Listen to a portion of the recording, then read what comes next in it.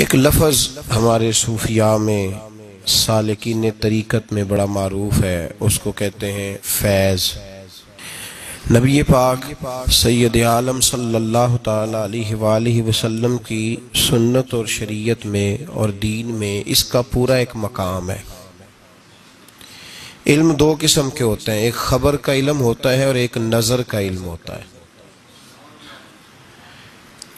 خبر کا علم سامنے پھٹی پہ بیٹھ کے استاد رٹا کے یاد کرا کے سمجھا کے دیتا ہے، اور یہ جو نظر کا علم ہوتا ہے، یہ بعض اوقات کسی درویش کی موج آتی ہے اور کسی سے راضی ہوتا ہے تو وہ بس اس طرح کی دعا کرتا ہے کہ اللہ سارے مسئلے حل فرما دیتا ہے، سینے روشن کر دیتا ہے رب تعالی۔ اقبال نے کہا خرد کے پاس خبر کے سوا کچھ اور نہیں، پر تیرا علاج اب نظر کے سوا کچھ اور نہیں۔ تجھے اب کسی کی نظر کی ضرورت ہے، اور اس نظر کا حال کیا ہے؟ اقبال خود کہتے ہیں نہ تیغ و تیر میں نہ لشکر و سپاہ میں ہے، جو بات مرد قلندر کی بارگاہ میں ہے۔ قریش مکہ یہ کہا کرتے تھے کہ نبی پاک صلی اللہ تعالی علیہ وسلم کو کوئی بشر سکھاتا ہے، معاذ اللہ کسی آدمی سے سیکھ کے آتے ہیں تو ہمیں آیتیں بتاتے ہیں آگے۔ اللہ کریم نے فرمایا الرحمن علم القرآن، فرمایا کوئی بشر نہیں سکھاتا، رحمان خود انہیں قرآن سکھاتا ہے۔ رحمان نے خود قرآن سکھایا، خالق الانسان، اور پھر میں نے اس انسان کامل محمد عربی کو پیدا فرمایا ہے۔ حضور امی ہیں۔ امی کا معنی معاذ اللہ بعضوں نے اپنی قرآن پاک کے ترجمے کیے تو امی کا معنی ان پڑھ کر دیا ہے، حالانکہ امی کا معنی ہے بغیر پڑھا ہوا، جو دنیا میں کسی سے پڑھا نہ ہو، جو پڑھ کے آیا ہو اسے امی کہا جاتا ہے۔ نبی پاک صلی اللہ علیہ وسلم کو خود رب کریم نے پڑھایا۔ حضور فرماتے ہیں میں نے اپنے رب سے ادب سیکھا ہے اور بڑا ہی پیارا سیکھا ہے۔ قرآن مجید نے کہا کہ محبوب کا تو یہ حال ہے کہ اب یہ اپنی مرضی سے بولتے ہی نہیں۔ رب فرماتا ہے یہ میرے نگاہ کرم میں رہتے ہیں، وما ينطق عن الهوى ان هو الا وحی یوحی، یہ اپنی مرضی سے کوئی بات نہیں کرتے، وہی کرتے ہیں جو رب انہیں وحی ارشاد فرماتا ہے۔ یہ علم ڈائریکٹ اللہ تعالیٰ نے اپنے محبوب کو عطا فرمایا۔ یہ قرآن مجید کی دو جگہ سے، میں نے سورہ نجم بھی پڑھی ہے، سورہ رحمان بھی پڑھی ہے۔ ہم آپ کو ہر چیز کی دلیل قرآن و سنت سے دیتے ہیں، آپ یا توجہ نہیں کرتے یا کچھ کو نیند آ جاتی ہے تو آپ یاد نہیں رکھتے چیزوں کو، ورنہ تو آپ کسی کو کھانسنا تو دور کی بات ہے، آپ کسی کو آنکھ نہ جھپکنے دیں۔ اتنے کھول کے دلائل ہم آپ کی خدمت عالی مرتبت میں پیش کرتے ہیں۔ بزرگ لوگ ہیں نا آپ، تو ہم ادب سے پیش کرتے ہیں جو چیزیں، انہیں قبول کرنے کی کوشش تو کیا کرے نا صاحب، اثر کرے نہ کرے سن تو لے میری فریاد، نہیں ہے داد کا طالب یہ بندہ آزاد۔ تو فرمایا اللہ کریم نے کہ میرا حبیب اپنی مرضی سے بولتا نہیں، جب میں حکم دیتا ہوں تو۔ اب سنیے ترمذی شریف کی حدیث، نبی پاک علیہ السلام معراج کا واقعہ بیان کرتے ہیں، غور کرنا میری بات پر۔ حضور فرماتے میں نے اپنے رب کا دیدار کیا،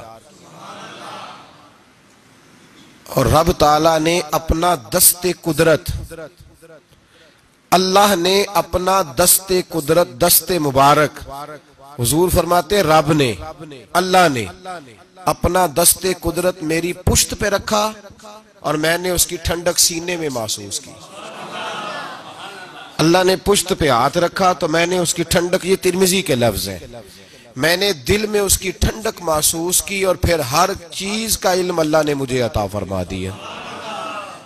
یہ مطلب ہے تھاپڑے نال بھی علم لبدا ہے، تھپکیوں سے بھی علم۔ کیا میں نے ترمذی شریف کی حدیث عرض کی ہے، کتاب کا نام یاد رہ جائے گا؟ اب یہ وہ خاص فیض ہے، خاص یہ کام معراج کی رات ہوا، خلوت میں، تنہائی میں، اکیلے میں اللہ تعالیٰ نے اپنے حبیب کو خاص علوم عطا فرمائے۔ اب نبی پاک نے یہ علم، یہ اس کو کہتے ہیں سینہ بسینہ علم، یہ منتقل ہوتا ہے، یہ آگے تقسیم ہوتا ہے۔ نبی پاک صلی اللہ علیہ وسلم نے کہیں بھی کنجوسی نہیں فرمائی معاذ اللہ تقسیم کرنے میں۔ حضور علیہ السلام نے فرمایا اللہ تعالیٰ نے میرے سینے میں جو کچھ رکھا تھا میں نے نکال کے ابو بکر کے سینے میں رکھا ہے۔ پھر فرمایا یہ جو علی ہے نا، اگر میں شہر ہوں نا، علم کا تو علی اس کا دروازہ ہے۔ گویا میں نے اللہ کی دی ہوئی معرفت کا جو مکان بنایا ہے تو میں نے دروازہ مولا علی کو بنایا ہے۔ جو علی سے پیار کہے گا وہی آ کے مجھ سے فیض پائے گا۔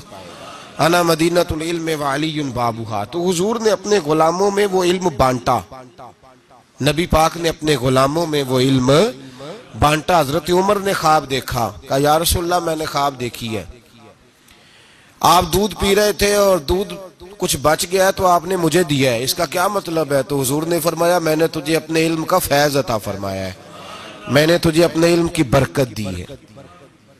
دودھ سے بھی علم آتا ہے جی، دودھ سے بھی علم آتا ہے۔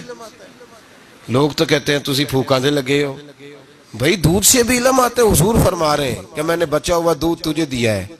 کسی نے حضرت علی سے کہا تھا کہ علی، جناب علی نبی پاک صلی اللہ علیہ وسلم کے وصال کے بعد نا معرفت کھولنے لگے تھے۔ یوں سمجھ لیں کہ جب تک حضور کا وصال ظاہری نہیں ہوا تھا تو اتنا کھول کے نہیں بولتے تھے۔ جب وصال ظاہری ہو گیا تو اب جو آدمی بھی کوئی چیز پوچھتا تھا مولا علی شیر خدا کھول کے بتایا کرتے تھے۔ تو کسی نے کہا علی اب جو انشراح صدر ہم دیکھ رہے ہیں، اب جو سینہ کھلا ہوا دیکھ رہے ہیں، پہلے یہ رنگ نہیں تھا۔ میں تو کہوں گا ادباً خاموش تھے۔ بڑوں کی مجلس میں ادباً بھی بہت سارے کام نہیں کیے جاتے، ادباً خاموش تھے۔ لیکن حضرت علی نے وجہ بتائی، آپ فرمانے لگے جب میں نے نبی پاک کو غسل دیا نا وصال کے بعد، تو محبوب پاک علیہ السلام کے ابرو مبارک پر، پلکوں پر، ابروؤں پر پانی کے تھوڑے تھوڑے قطرے تھے۔ تو شیر خدا فرماتے ہیں پہلے میں نے سوچا کہ میں کسی کپڑے سے پونچھ دوں، پھر میں نے کہا علی تیرے ہاتھ تو نعمت آ رہی ہے۔ فرماتے ہیں میں نے گردن کو جھکایا اور وہ میں قطرے چوس گیا، بس وہ اندر جاتے گئے ہیں اور دروازے کھلتے گئے ہیں، کھلتا گیا ہے عرش ہے۔